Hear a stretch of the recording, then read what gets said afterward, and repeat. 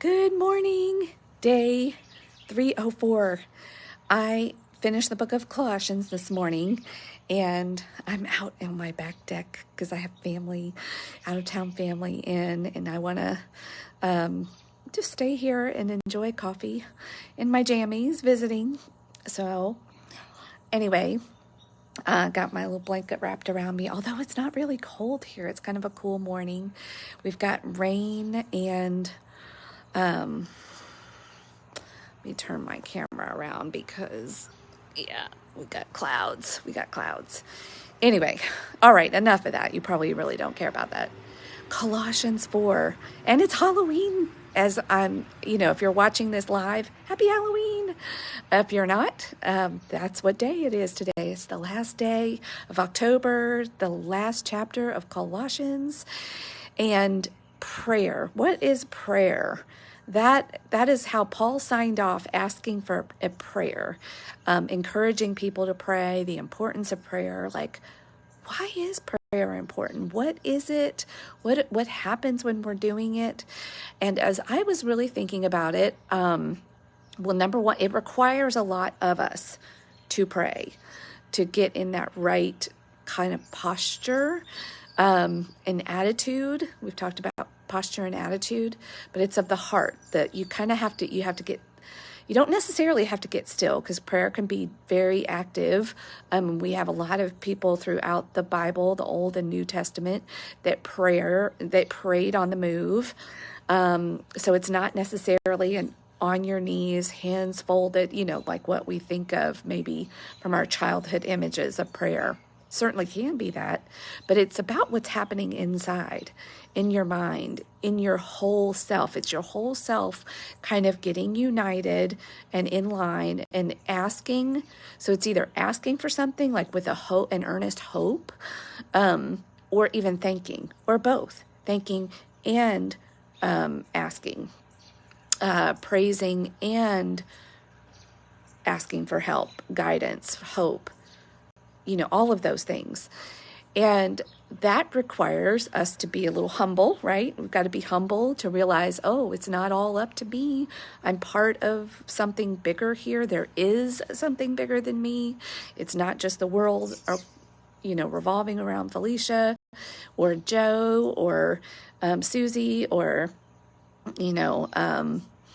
whatever your name is. It's not, we have to submit that, wow, even if you're not a quote unquote believer, because a lot of people pray,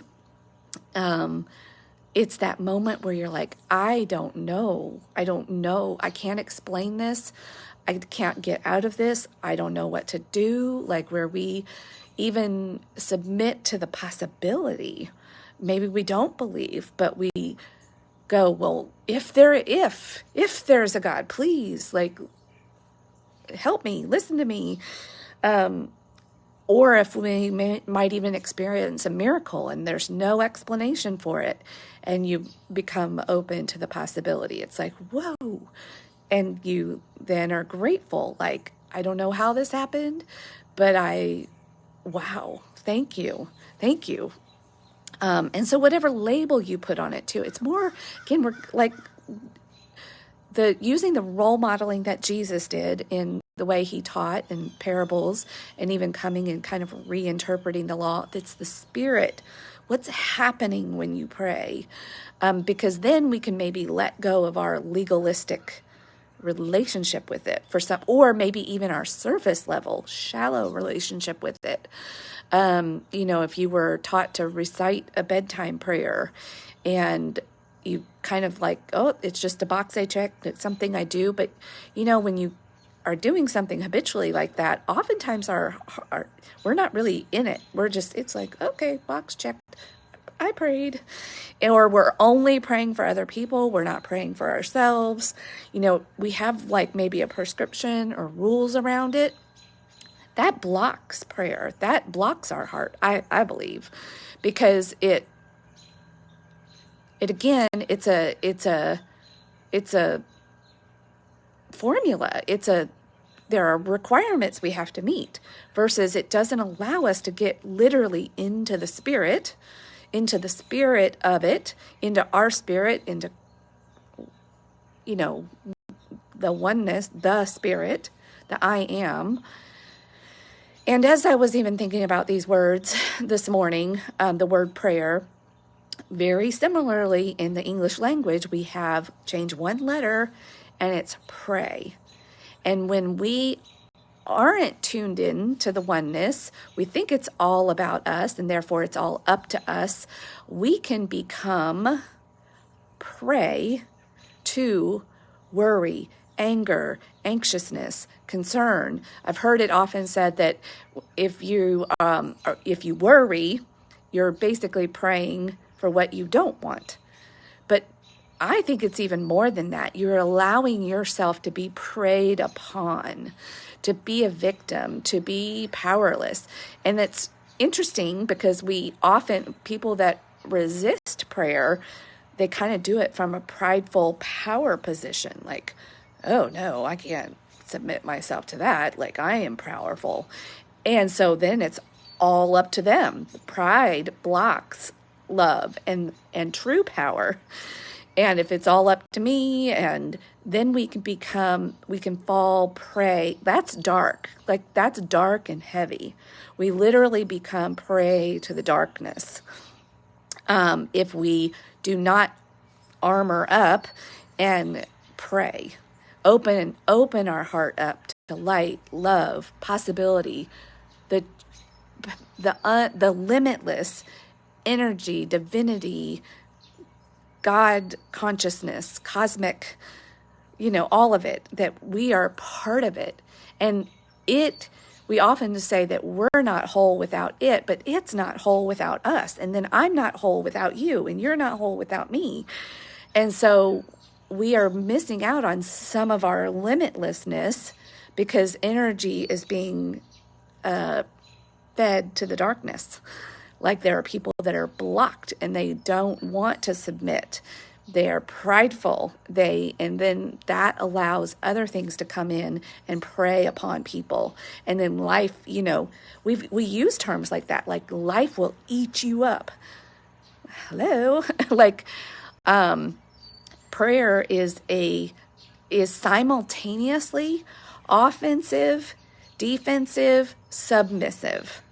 Like, it's all of those things. It's one of those paradoxes that holds it all, kind of like grace. So, and through prayer and through receiving grace, it keeps us tapped into the graciousness of life so that we can treat each other with kindness and love, and even pray, allows us to pray even for our enemies, because we realize there really are no enemies. It's somebody out there that's confused and is being preyed upon by the darkness, and we want them to come to the light. And the only way we can do that is to be the light, to be part of the light. And maybe that's the only hope we have of getting people out of the darkness, is to be the light. We don't invite people into the light by showing them our dark side, and we do have darkness within us. So that's why kind of daily, when Jesus talked about eating his flesh and drinking his blood, like, that's the life blood through prayer. And he asks us to do that communion, to join life by doing something representative of life, of the physical body, through eating. So through prayer, we eat, we chew on, we meditate, we get quiet, we get still with ourselves, we submit ourselves, and we feast on light and love and get energy. All of those things are energizing, versus when you're being preyed upon by the other negative emotions, it's life draining, ugh.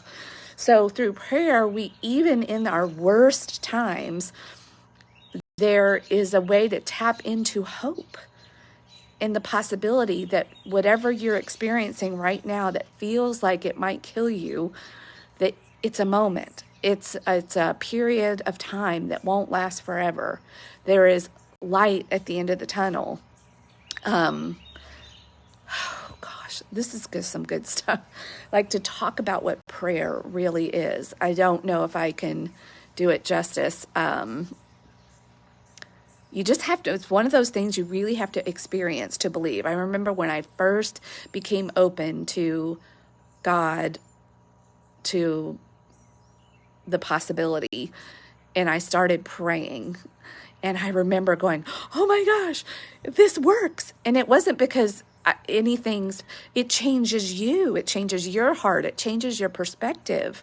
It changes your orientation, your heart, because it requires you to see beyond yourself within yourself. And that the power we have is up here. And when we can get still and quiet, even when we're in the midst of maybe noise and maybe our voice is groaning, that internally there is this like submission and this asking for help and giving thanks. Because there are plenty of examples of prayer in the Bible where, it's groaning when you're in grief, maybe. And that's all you can do is groan. But God knows what that means. Because it's a position of the heart of knowing, okay, I'm not all that there is.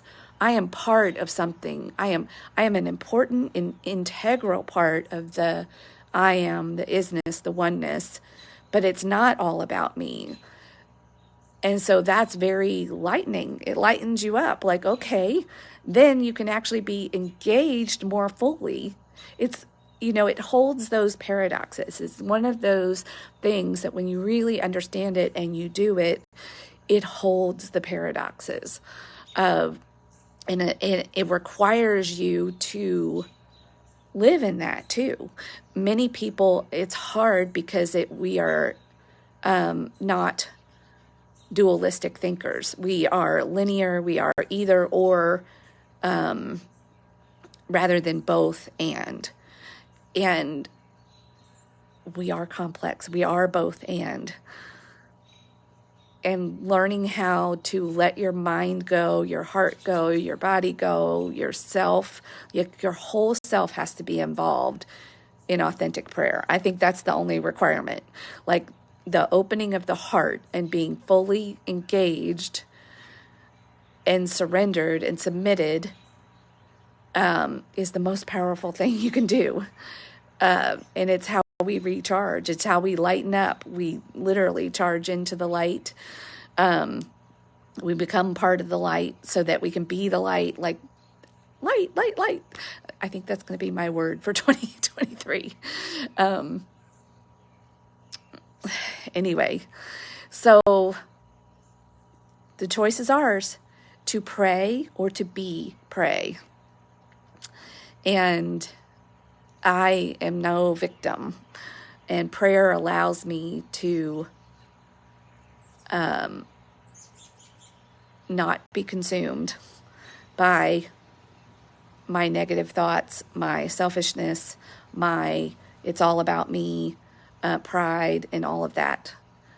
My favorite prayer and my acronym that I've been using for a couple of years now is to live hugely. And hugely is an acronym that stands for humble me, use me, guide me, every day, lead me your way. All right, rise and shine. Enjoy the day. Colossians 4, what is prayer? What is prayer? And are you praying or are you being prayed upon? The choice is yours. All right, rise and shine.